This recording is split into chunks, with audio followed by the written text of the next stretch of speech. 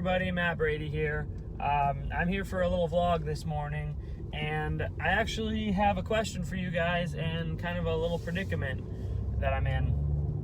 So as you guys saw, or some of you saw in one of my recent videos, I did unfortunately total my new Miata.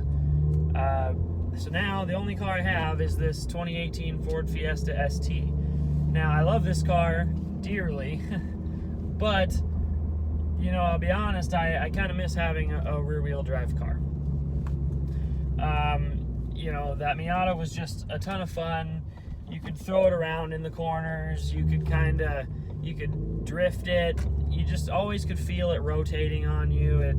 It's hard to explain, you know, I guess to people that don't understand cars, but I love rear-wheel drive. I love the way the chassis feels in those types of cars. I love having a coupe where you sit low down to the ground, you sit further back in the chassis, all that stuff. So where I'm going with this is I'm trying to decide where to go forward from here. You know, I've had my eye on some different cars in the past, platforms that I'd like to try. You know, I guess basically there's like three options in my mind right now. It's between well, there's not just three options. There's way more than that, actually. So let me just lay them out for you. I've considered the idea of like a mid-year 370Z, the Nissan 370Z.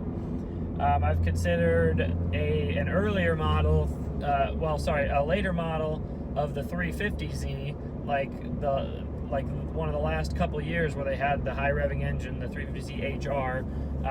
I've considered one of those. I really like the idea of that chassis, although I've heard, you know, different things, mixed reviews about whether that would be worth it.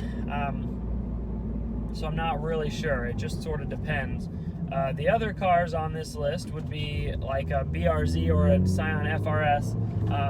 I'll be honest, you know, part of me's leaning towards those just because, you know, what I've always loved the most out of a sports car so far is that lightweight, you know, free revving kind of engine, the very, you know, flickable nature of a car. I love, you know, just being able to control the steering wheel with my fingertips, that sort of thing. And, you know, the BRZ and the FRS have always been the competitors to the later gen Miatas, or any Miata, frankly. And I just thought it'd be cool to try one of those. You know, they rev pretty high. Everybody talks about how well they handle. The engines are anemic, but there's a lot of stuff you can do to kind of pep them up a little bit. So that's something I wanted to throw out there as well. Between the 350Z, the 370Z, the BRZ or FRS, the other, you know, kind of car that I think I should put in this list would be like a mid to later year NC generation Miata. You know, I came out of a Miata, so I know those cars very well. Frankly, I love Miatas, and I love having a convertible.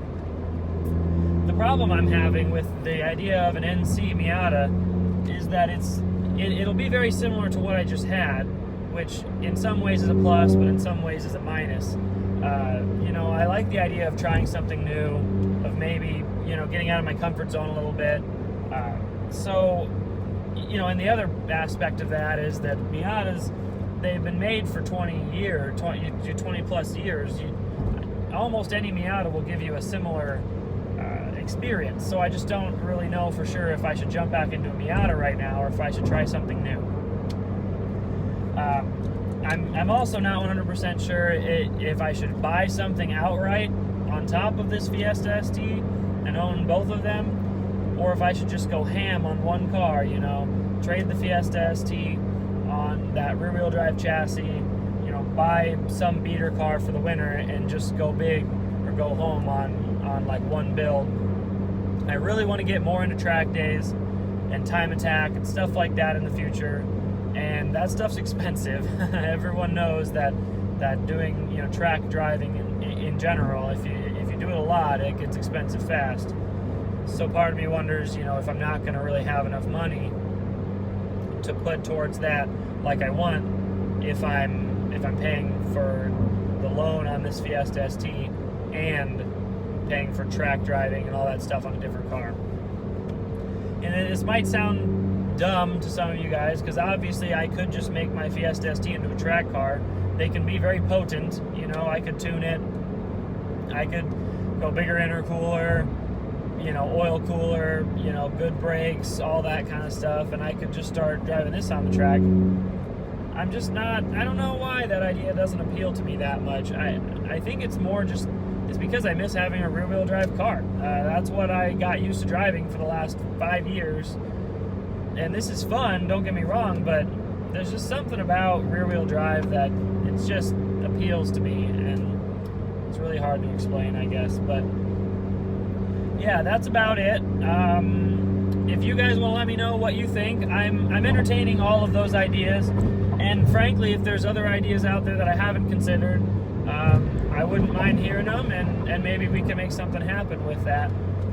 The only thing is, I want the things I need the most are reliable, for one. I want it to be able to take tons of abuse on track and never give me, you know, too much of a headache. I can't handle Porsche unreliability, even though a Cayman or Boxster would be really fun.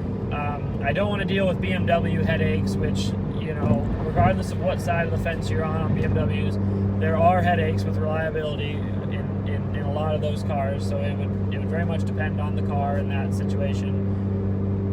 And I don't know, I'd rather stick with Japanese, because a lot of times the reliability factor, and I'm a little bit of a JDM fanboy, kind of, you know, so there's that. Let me know what you think in the comments. Thanks for watching this video. I hope you guys have been enjoying some of my videos recently. There's going to be a lot more coming.